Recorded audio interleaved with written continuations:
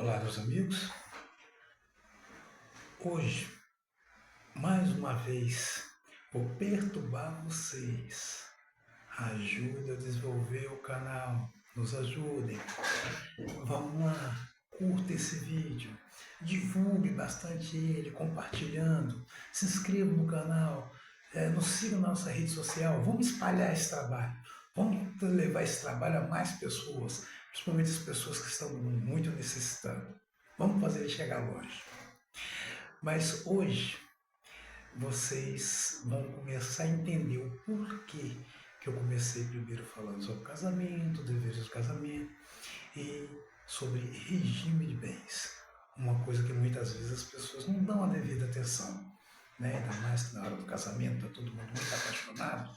Então, alguns detalhes práticos e técnicos, principalmente quando se diz respeito a bens, as pessoas deixam um pouquinho de lado, são um pouquinho displicentes. Mas nós vamos começar a falar sobre divórcio. No Brasil são três principais espécies de divórcio. O extrajudicial, que é uma inovação, vamos explicar vantagens e desvantagens. Para mim só tem vantagem. O divórcio judicial consensual. Consensual é a mesma coisa que amigável, tá? E o divórcio litigioso, que é a mesma coisa que briga, confusão, desentendimento, tá bom? Para dar início ao pontapé inicial, vamos falar dessa inovação. Inclusive, quem provocou isso foi até a nossa amiga Maria, que ela estava falando, ouvi dizer que dá para fazer divórcio agora, sem precisar ir no juiz. Dá sim, Maria. Hoje é possível isso, mas desde que o divórcio seja consensual, seja amigável. Obrigatoriamente ele tem que ser amigável. O casal, o que é um divórcio amigável? O casal concorda com tudo. Eles mesmos já disseram como é que vai ser a separação dele, como é que vai ser a divisão de bens.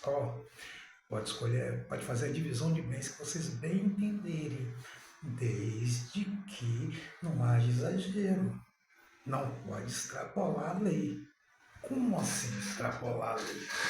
Olha só, o divórcio é extrajudicial, é amigável.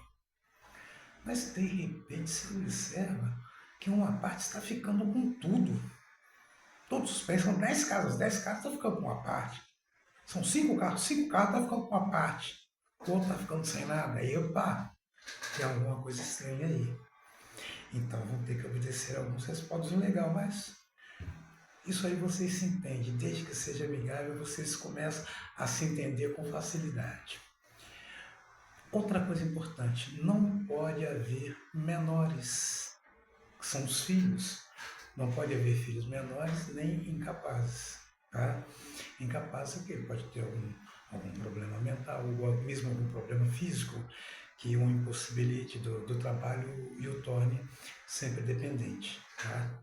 Então, para que seja extrajudicial, não vai poder haver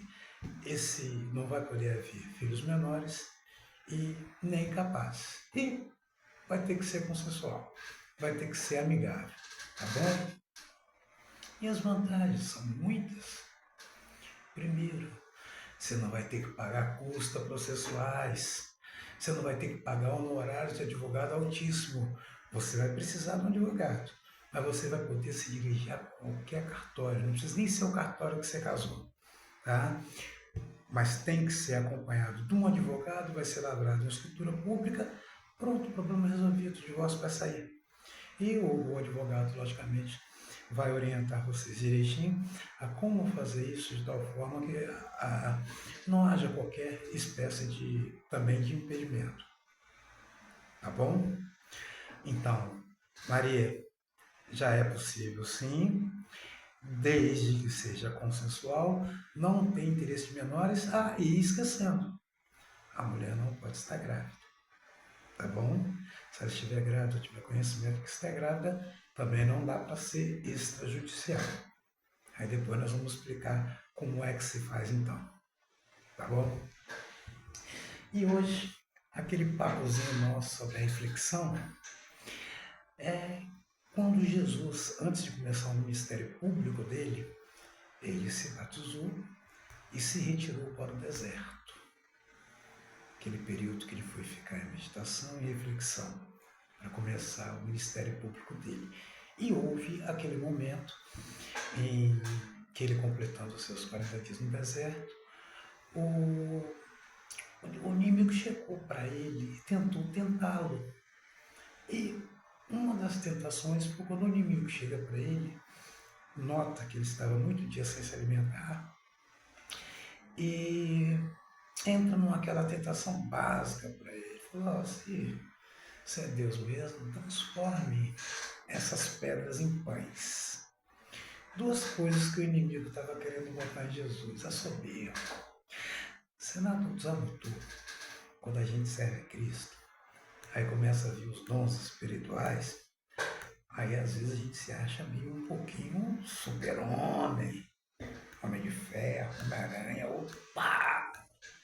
Orei, o demônio saiu, caramba, rapaz, eu sou o cara. Olha aí orando aí, a pessoa sendo curada. Isso às vezes mexe um pouquinho com o ego da gente.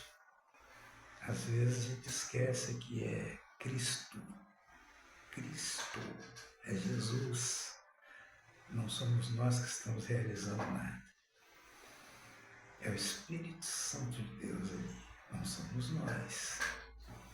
Mas como nós estamos sendo vistos e admirados, as pessoas se achegam a gente com admiração, muitas vezes isso mexe com o nosso ego. Opa, vamos tomar cuidado. Nós já até falamos um pouquinho sobre isso. Mas a outra parte, Jesus chega a falar assim: nem só de pão o homem viverá, mas de toda palavra que procede da boca de Deus. Jesus, além de responder ao inimigo com a própria escritura, porque eu não sei se vocês já notaram, o inimigo ele não contesta a escritura. Nós vemos homens por aí que se dizem intelectuais contestando a escritura. O inimigo não contesta. Ele tenta te confundir. Ó.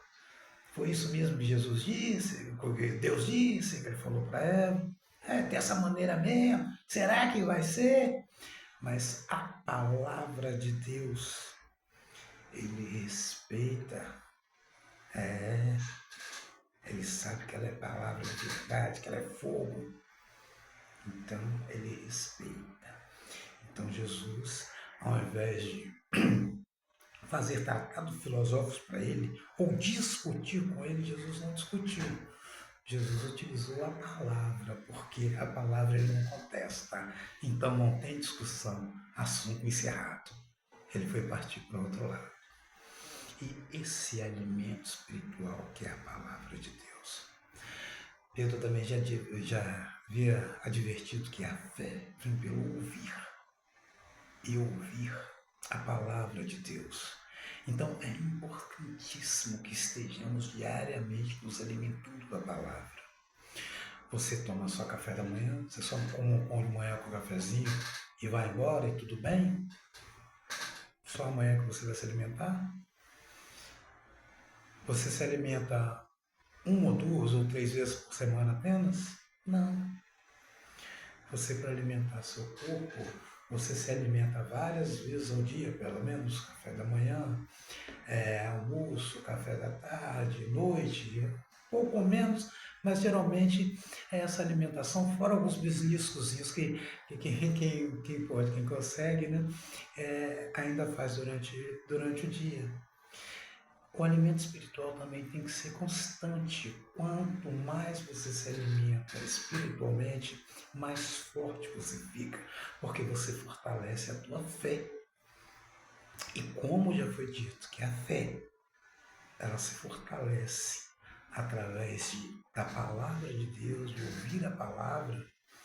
E o próprio Jesus, mencionando o que já havia sido escrito na Bíblia sobre o que é importante, essa alimentação espiritual, não só de pão o homem viverá, mas o homem vive da palavra que vem da boca de Deus. Inclusive, a só a título de curiosidade, O arroz e o feijão que você come te serve para manter vivo aqui na terra. A palavra de Deus te mantém vivo eternamente. Fica a dica. Deus te abençoe.